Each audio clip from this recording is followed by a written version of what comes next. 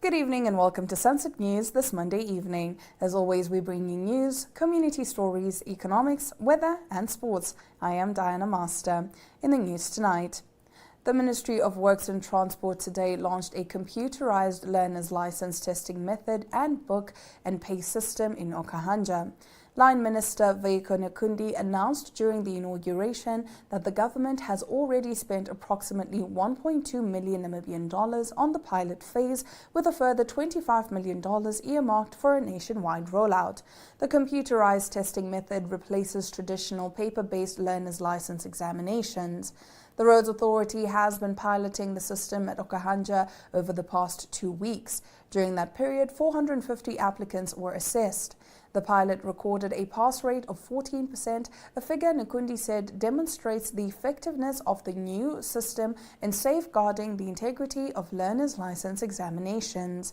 He noted that the lower pass rate should not be viewed negatively, but rather as evidence that applicants are now being tested under conditions where success depends solely on their knowledge of road rules and traffic regulations. Nkundi also stressed the need for stricter driver assessments and greater accountability on the country's roads. Nkundi said motorists often ignore road safety measures despite clear warning signs and traffic control interventions. Let's take a look. We installed signs that the road condition is going to change. We are going to put up speed humps. If start driving 120 now, 60, 40, 30, before you reach the speed camera. Last night, somebody just, when the other one was allowing the speed of 30 kilometers to go over the speed, a hump, car come from behind and hit this car from behind. Now he's blaming the Ministry of Works and Transport. Something must be wrong. So these are the people I think we must retest, Commissioner. I think these are the people that we must retest. So, and we are moving there. So anybody whom we catch misdriving, we are going to retest you in a stricter way, including sending you to somebody to test your mind, whether you are really fit. Psychometric test, I think those tests, psychology and everything, to test whether you are ready.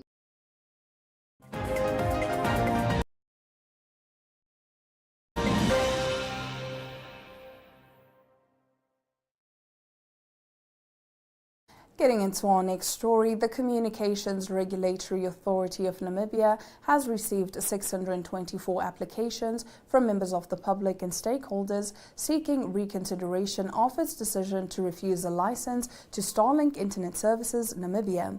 CRAN this week confirmed that the submissions were filed within the prescribed window following its March ruling, which rejected the satellite internet provider's license application.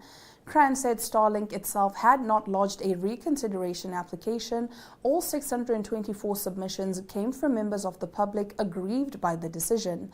The regulator said all applications would be processed under the Communications Act No. 8 of 2009 and applicable regulatory procedures.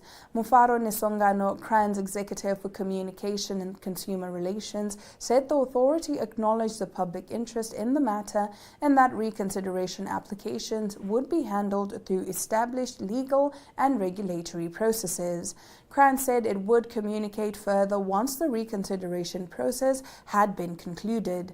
The decision follows a comprehensive assessment of Starlink's bid for a Class Comprehensive Telecommunications Service license and a spectrum license for fixed satellite services submitted in June of 2024.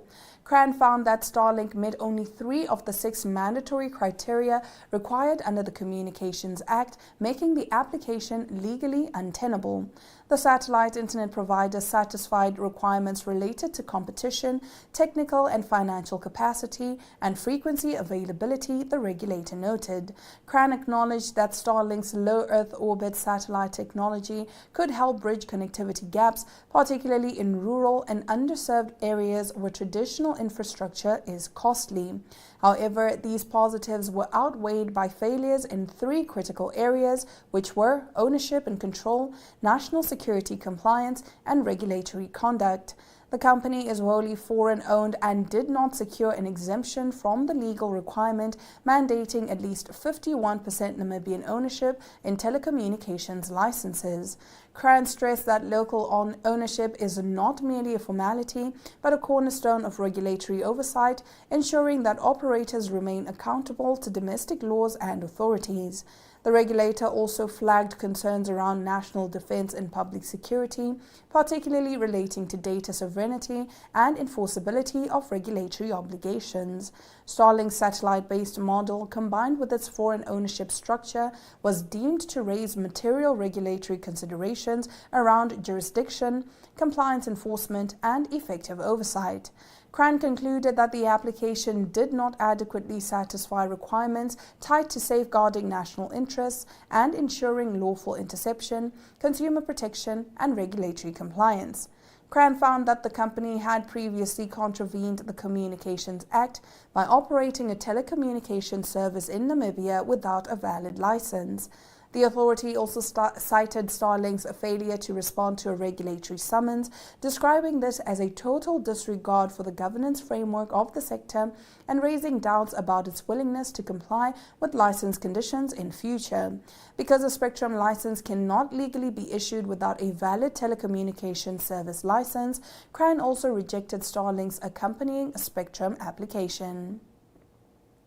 Now, the Health Ministry officially inaugurated a new 30 million Namibian dollar neonatal intensive care unit at Swakopmund District Hospital on Friday. Deputy Minister of Health and Social Services Susan Jaleka described the facility as a fortress of hope for newborns requiring specialized medical care and families affected by premature births and neonatal complications. The 28-bed NICU comprises 12 standard care beds, 6 high care beds, 6 intensive care beds, and 4 isolation beds. A 12-bed mother's lodge has also been established to allow mothers to remain close to their newborns throughout treatment. The facility was developed in response to increasing demand for neonatal services in the region. Swakopmund District Hospital records an average of 127 births per month, while the Irongo region registered more than 5,500 births during the 2024-2025 financial year. Previously, the hospital operated with only 4 incubators, a limitation that often forced the transfer of critically ill newborns to Windhoek for specialized care. Jaleka said the ministry has strengthened staffing at the facility through the recruitment of pediatricians, nurses, medical officers, and other allied health professionals to ensure full operational capacity. Closing off our top stories, the Namibian Correctional Service says it is no longer considering the use of cell phone signal jammers in prisons, despite previously citing budget constraints as a major obstacle to introducing the technology. NCS Commissioner Michael Mulisa told Namibian Sun last week authorities believe current security measures are producing positive results. Mulisa said current systems effectively contribute to the safety, security, and orderly management of prisons. The measures include upgraded integrated security systems, improved CCTV infrastructure, X-ray screening at entrances, regular anti-contraband searches, and awareness programs. Mulisa said the introduction of the Telio inmate telephone system has provided prisoners with a secure, controlled, and monitored communication platform with families and support networks. All calls made through the system are subject to security monitoring in accordance with applicable regulations, he explained. The Commissioner added that the strengthened controls have significantly reduced the influx of illegal phones and prohibited items into correctional facilities. The latest position marks a shift from NCS's stance in 2022 when Commissioner General Raphael Hamunyela told the Namibian Sun the service wanted to introduce cell phone jammers but could not afford the technology due to financial constraints. At the time, he admitted some correctional officers were implicated in smuggling phones into prisons. The issue gained national attention during the fish rot scandal after jailed accused James Haitukulipi was allegedly found in possession of mobile devices on more than one occasion while in custody. Although Namibia has now moved away from these plans, neighboring countries have continued exploring or strengthening similar technologies.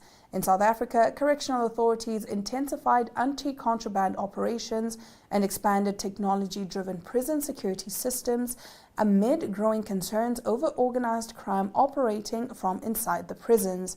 The government's 2026-2027 budget allocated 8.1 billion Namibian dollars to the Safety and Security Ministry, including 108 million Namibian dollars earmarked for recruitment within the NCS. And that brings us to the end of our top stories. After the break, we bring you our Community Talk segment. Namibia is a land of movement, with waves that never stop reaching forward. Here, adventure is not something we search for. It is something we are born into. In every corner of this country, creativity rises, from artists, from athletes, from dreamers. And when the world comes to explore Namibia, they discover something extraordinary. Because when sport moves people, creativity moves ideas, and tourism moves the world toward us. Something powerful happens. A platform where movement meets imagination, where industries connect, where opportunity grows, where Namibia's next chapter begins. Welcome to the Creative Sport Tourism Expo. Exhibit, partner, experience. Creative Sport Tourism.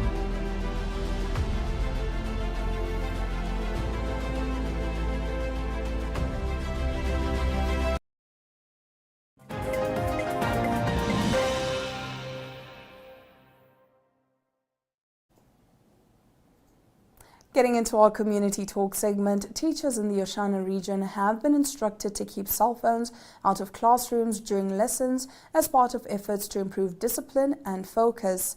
Oshana Regional Education Advisory Committee Chairperson Ndali Nenkavu said mobile phones can disrupt a productive learning environment, urging teachers to leave them in staff rooms during lessons. This directive was shared during the Onamutai Circuit Management Team meeting on Friday in Ongwediva, which brought together senior education officials, including circuit inspectors, principals, and heads of departments. The meeting aimed at identifying challenges contributing to students' underperformance in the region last year. Apart from the use of phones during classes, Nenkavu proposed that the supervision of teachers be strengthened. Nenkavu also addressed inappropriate relationships between teachers and learners, urging teachers to maintain professional boundaries. He reminded them that such conduct is not only unethical but also a criminal offense.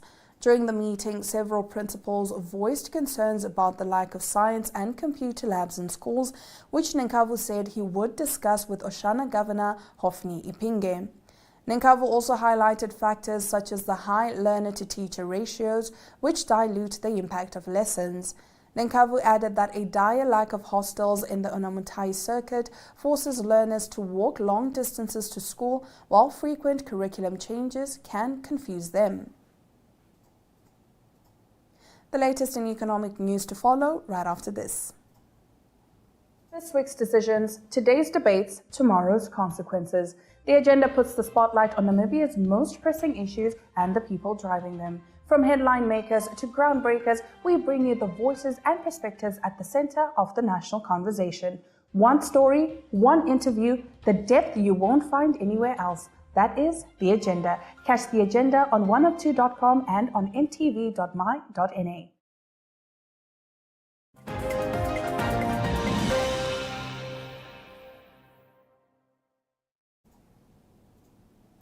Headlining our economic news, Omankete Investments has taken a 40 million Namibian dollar stake in the African aquaculture company, becoming the first Namibian private investor in an offshore Atlantic salmon farming venture its developers describe as a new industry for Southern Africa.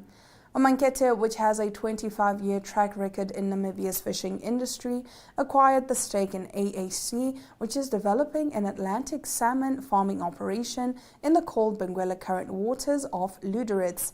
Managing Director Oscar Shigwana said the investment reflected his company's confidence in the economic potential of salmon farming and its role in building indigenous fiscal capacity. AAC Country Director Clement Kauketu welcomed the development, saying it demonstrated that Namibian institutions had the capacity for serious capital investment projects. The company holds 3 licenses covering a combined capacity of 51,000 tons of head-on gutted salmon acquired in 2024. At full production capacity of 50,000 tons, AAC says the operation would yield around 650,000 salmon meals daily. Smolt juvenile fish used to stock the sea cages will be produced at the Vitsankraal facility north of Cape Town in South Africa before being transferred to grow-out sites outside Lüderitz port. The company says Lüderitz's proximity to regional markets means salmon can reach destinations across Southern Africa by road within 24 hours, reducing reliance on air freight. In a separate development, AAC announced the signing of a Memorandum of Understanding with the Namibia University of Science and Technology.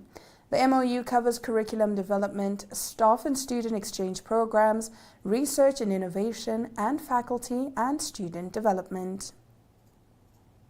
Still staying with Lüderitz, the Lüderitz Town Council awarded contracts worth approximately 50.9 million Namibian dollars to consultants and contractors for capital projects during the 2025-2026 financial year. Of the 13 projects underway, 3 have been completed, 6 are at an advanced stage, and 4 are roughly halfway through construction. This is obviously according to Austin Mubiana, the Council's acting Chief Executive Officer. Speaking at a public update on Wednesday, Mubiana said the largest project was the construction of municipal services in Nautilus Extension 4. The contract awarded to T4 and Ladenko is valued at 20.7 million Namibian dollars, with $1.48 million still outstanding. He said the project was 95% complete. Another key project is the construction of an additional water command reservoir, for which engineering consulting services worth 633,000 Namibian dollars were awarded to NamWater. The project is 60% complete. A green hydrogen project is on the way and oil companies want to set up offices here. This project is a priority because there is a need for asphalt and additional reservoirs, he said. Aqua Services and Engineering was awarded a 2.5 million Namibian dollar contract to repair mechanical equipment at the town's aging effluent treatment plant. Land surveying work for Lüderitz's proposed Townlands expansion, carried out by G. Marwa at a cost of 2.5 million Namibian dollars, has been completed. Zutari and Omukumo, trading as Orum K, secured a 1 million Namibian dollar contract to provide engineering consulting services for the rehabilitation of municipal water infrastructure. The project is 50% complete.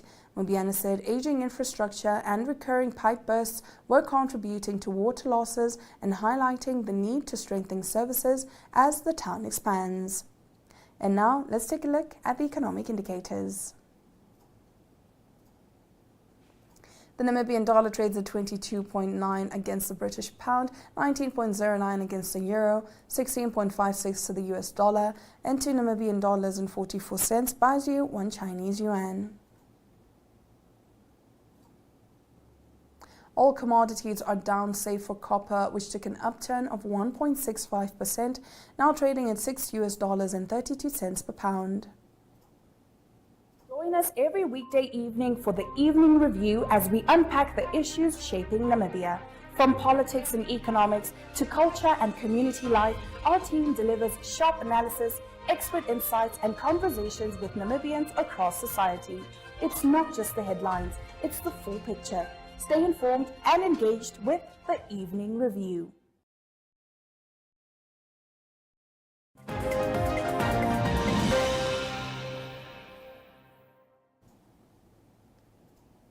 And now getting straight into our international news segment.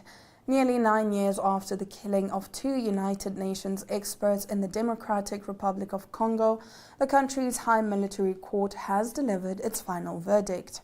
All 54 defendants charged in the murder of American investigator Michael Sharp and Swedish-Chilean expert Zaida Catalan have been sentenced to death.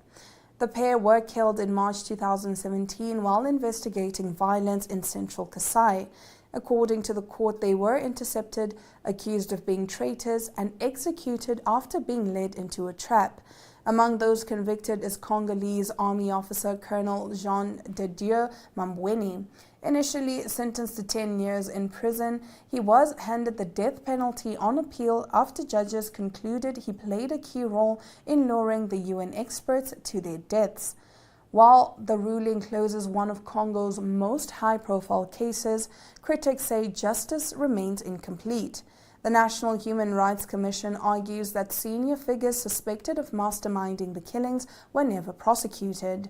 Families of the victims have welcomed the verdict, but insist more investigations are needed, saying the appeal ruling is only the beginning, not the final chapter, in the search for the full truth.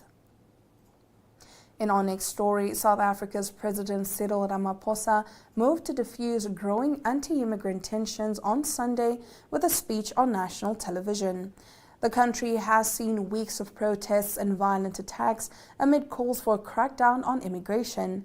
We will not be fooled or influenced by social media campaigns that spread misinformation, fake news, and lies about people who are in our country, Ramaphosa says. We must be concerned that anti-foreigner sentiment is at times accompanied by tribal and ethnic slurs, insults, and attacks aimed at other South Africans. This is not acceptable. Anti-immigrant groups say foreign nationals in South Africa illegally are exacerbating the country's high unemployment and putting pressure on public health and education services. But Ramaphosa said illegal immigration is not the cause of all the country's economic challenges.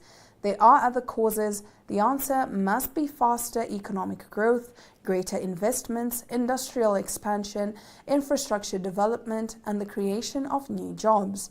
South Africa's coalition government placed a new focus on the issue of immigration after it was formed in 2024 and says it has deported over 100,000 people in the last 2 years who were in the country illegally. Ramaphosa said there had been weaknesses in the way South Africa has managed migration and promised the government would take decisive action now. The Department of Home Affairs, the Border Management Authority, the South African Police Service, and other law enforcement agencies have been and will intensify the process of identifying and deporting undocumented foreign nationals residing illegally in South Africa, he said. But he warned that authorities would not tolerate anyone taking the law into their own hands. Only authorized government officials can act against violations of our law, Ramaphosa said, warning that some groups were inciting tensions. Anti-migrant protest groups have said they've set a June 30 deadline for foreign nationals who are in South Africa illegally to leave and have requested talks with government. Ghana has already repatriated around 300 of its nationals and said more will be offered the chance to return home because of what it called threats against them. Now, a number of other countries, including Nigeria and Malawi, have announced they will repatriate their citizens. Mozambique's government said that 5 of its citizens were killed in what it referred to as xenophobic attacks in the town of Mossel Bay on South Africa's south coast. South Africa has a history of violence against migrants, including back in 2008 when more than 60 people were killed. And then with that, we have come to the end of our international news segment. But before we say goodbye, let's take a look at the weather predictions. Katima Mulilo can expect clear sunny conditions and maximum temperatures of 30 degrees Celsius and minimum temperatures of 11 degrees Celsius. Here in Windhoek, partly cloudy conditions are to be expected with minimum temperatures of 11 degrees and maximum temperatures of 25 degrees. Looking over at the coast in Walvis Bay, partly cloudy conditions are to be expected, as well as maximum temperatures of 21 degrees Celsius and minimum temperatures of 13 degrees Celsius. In Oranjemund, it's bright, sunny, clear skies and maximum temperatures of 20 degrees Celsius and minimum temperatures of 11 degrees Celsius to be expected.